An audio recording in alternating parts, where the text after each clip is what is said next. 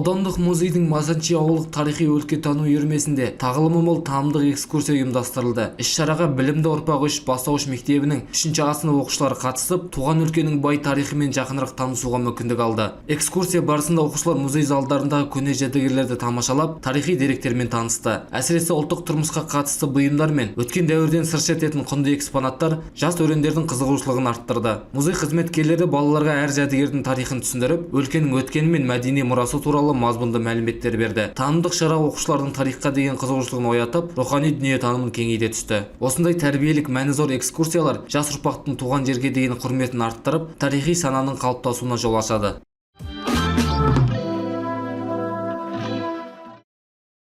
Бүгін аудандық музей кішкентай қонақтарды жылы қабылдап, танымдық сапарға жол ашты. Номер 2 Ломоносов атындағы орта мектептің 1-ші сынып оқушылары музейге арнайы келіп, тарихи мәдени мұрамен танысу мүмкіндігіне ие болды. Экскурсия барысында бүлдіршіндер музейдің 6 залын аралап, әрбір жәдігерге қызығушылықпен үңілді. Көне бұйымдар мен тарихи экспонаттар балалардың қиялын оятып, өткен дәуірдің тынысын сезінуге жол ашты. Музей қызметкерлері әр залдағы құнды мұралар туралы түсіндіріп, жас қонақтардың танымын кеңейтуге ықпал етті. Оқушылардың көзіндегі таңданыс пен ықылас олардың сапардан ерекше әсер алғанын айқын аңғартты. Осындай танымдық кездесулер жас ұрпақтың тарихқа деген құрметін қалыптастырып, туған өлкенің рухани байлығын тануға жетелейді.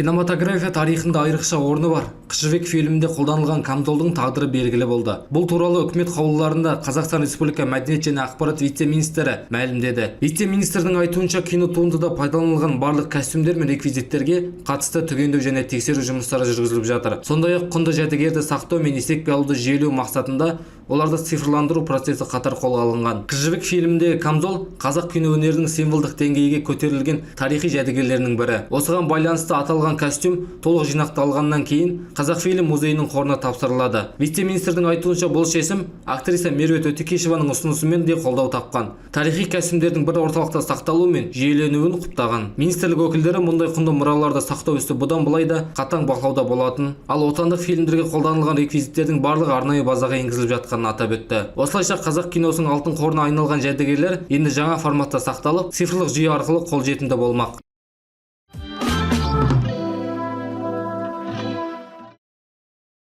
Елордада ұлттық музей қабырғасында Қазақстан-Франция 2026 халықаралық музейтану форумы өз жұмысын бастады. Ауқымды басқосуда тарихи мәдени мұраны сақтау, музей ісін жаңғырту және цифрлық трансформация үдерісін кеңінен талқылауда. Форум 4-ші халықаралық Қазақстан музей конгресінің жалғасы ретінде ұйымдастырылып отыр. Іс-шараға Қазақстанмен қатар Франция, ақш және орталық Азия елдерінен келген жетекші музей директорлары, ғалымдар мен халықаралық сарапшылар қатысуда. Ашылу рәсімінде Қазақстан Республикасының премьер-министрінің орынбасары, мәдениет және ақпарат министрі Аида Балаева форумның маңызын атап өтіп, оның мәдениет және өнер қызметкерлері күні қарсаңында өткен символдық мәнге ие екенін жеткізді. Сондай-ақ ол мемлекет басшысы Қасым-Жомарт Тоқаевтың тарапынан мәдени мұраны сақтау мен насихаттауға ерекше көңіл бөлініп отырғанын еске салды. Форумның негізгі өзегі Қазақстан мен Франция арасындағы музей саласындағы ынтымақтастықты дамыту және цифрлық музей тәжірибесін жетілдіру. Бұл бағытта шетелдік сарапшылар өз тәжірибелерімен бөлісіп, келушілер санын арттыру, экспозицияны заманауи форматқа бейімдеу мәселелерін көтеруде. Жиынға сондай-ақ Әзербайжан, Қырғызстан, Түркия және Өзбекстаннан келген музей саласының мамандары қатысуда. Ұлттық музей басшысының айтуынша,